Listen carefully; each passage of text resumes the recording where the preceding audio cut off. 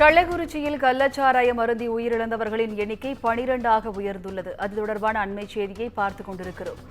கள்ளக்குறிச்சி மாவட்டத்தில் கள்ளச்சாராயம் குடித்த 50க்கும் மேற்பட்டோர் பாதிக்கப்பட்டுள்ள நிலையில் தற்போது உயிரிழப்பு எண்ணிக்கை 12ஆக அதிகரித்துள்ளது. கள்ளச்சாராயம் அருந்தி உயிரிழந்தவர்களின் எண்ணிக்கை 12ஆக அதிகரித்துள்ளது. 50க்கும் மேற்பட்டோர் பாதிக்கப்பட்டுள்ள நிலையில் 12 பேர் உயிரிழந்துள்ளனர்.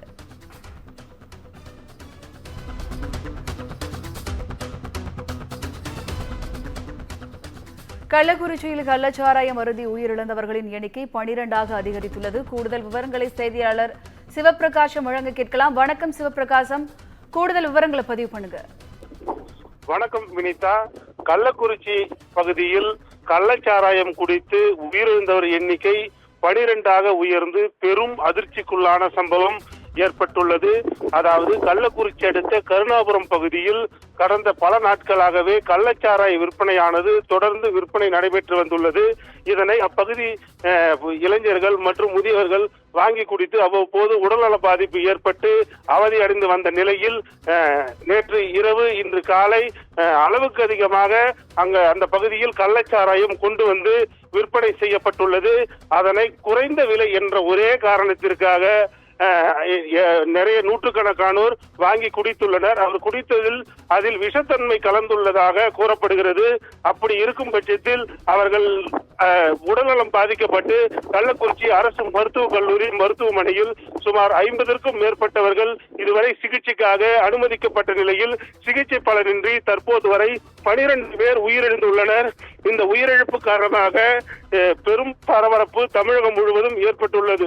அது மட்டுமல்லாமல் இந்த கள்ளக்குறிச்சி அரசு மருத்துவக் கல்லூரி மருத்துவமனையில் இருந்து மேல் சிகிச்சைக்காக சேலம் 5 பேர் அனுப்பி வைக்கப்பட்டனர். அதில் தற்போது கூடுதலாக 2 பேர் உயிரிழந்துள்ளனர். இதுவரை பலி எண்ணிக்கை 12ஆக உயர்ந்து தமிழகத்தையே உலுக்கும் பெரிய சம்பவமாக இந்த கள்ளச்சாராய விவகாரம் மாறியுள்ளது. வினிதா,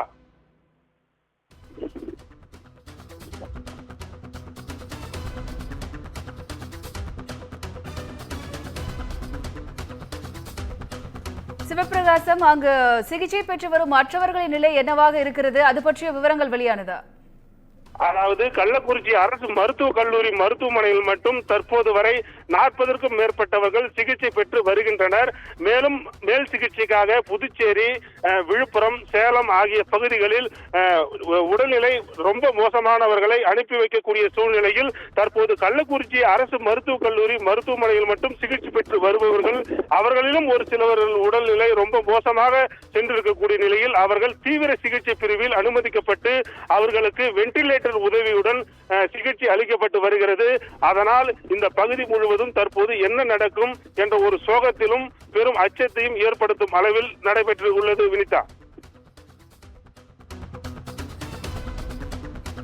கூடுதல் விவரங்களுக்கு நன்றி சிவபிரகாசம்.